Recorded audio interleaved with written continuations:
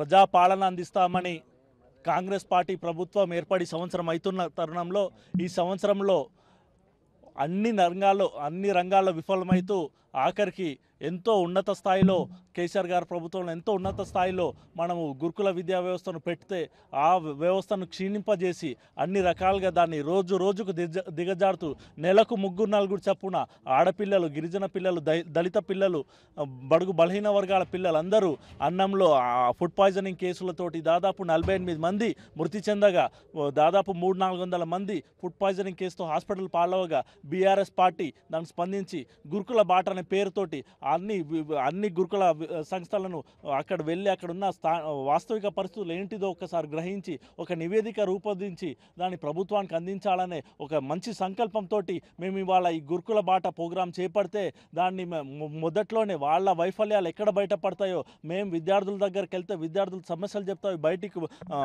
ప్రజల దృష్టికి వస్తే మళ్ళీ వాళ్ళ బద్నాం ఎక్కడైతే మనం దురుద్దేశంతో ఒక విద్యార్థి సంఘాల నాయకులను విద్యార్థుల దగ్గర కలవనీయకుండా ముందస్తు అరెస్టులు, అక్రమ అరెస్టులు చేసి ఈరోజు పోలీస్ స్టేషన్ పట్టుకురావడం జరిగింది.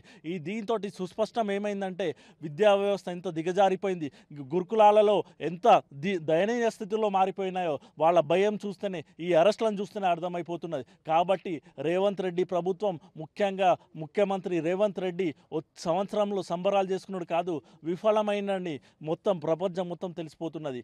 ఎందుకు నిజంగా కుట్ర జరిగితే ఆ కుట్ర ఎట్లా జరిగిందో మీరు అధికారం ఉన్నారు కాబట్టి బయటపడినండి ఎక్కడ జరుగుతుంది అనేది.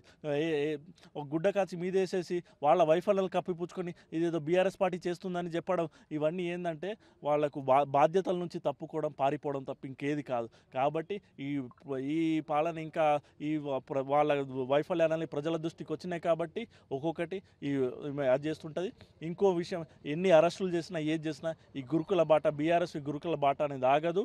ప్రతి గురుకులానికి ప్రతి విద్యార్థి దగ్గరికి మేము వెళ్తాం. మా హెల్ప్ లైన్ నెంబర్ ఏదైతే ఉన్నదో, రాష్ట్ర వ్యాప్తంగా హెల్ప్ లైన్ నెంబర్ ఏది ఉన్నదో, నిన్న ఒక్కరోజే దాదాపు 58 మెసేజ్లు వచ్చినాయి, 58 వాట్సాప్ మెసేజ్లు, కాల్స్ వచ్చినాయి. ఈ అన్ని కంప్లైంట్స్ సేకరిస్తూ ప్రజలను రాష్ట్ర వ్యాప్తంగా అన్నింటిని ఒక నివేదిక రూపొందించి ఎక్కడెక్కడ ఏ స్థాయిలలో పెట్టాలో ఆ స్థాయిలో ప్రజల ముంగట పెడదామనే ఉద్దేశంతో మేము ఈ గురుకుల బాట సాగిస్తున్నాం. ఇది ఎట్టి పరిస్థితుల్లో ఎన్ని అరెస్టులు అయినా ఆగదు, ఎన్ని కేసులకు కూడా ఆగదు. మరిన్ని వీడియోస్ కోసం ఛానల్ ని సబ్స్క్రైబ్ చేయండి. లేటెస్ట్ అప్డేట్స్ కోసం వాట్సాప్ ఛానల్ ని ఫాలో అవ్వండి. ఆ లింక్ డిస్క్రిప్షన్ లో ఉంది.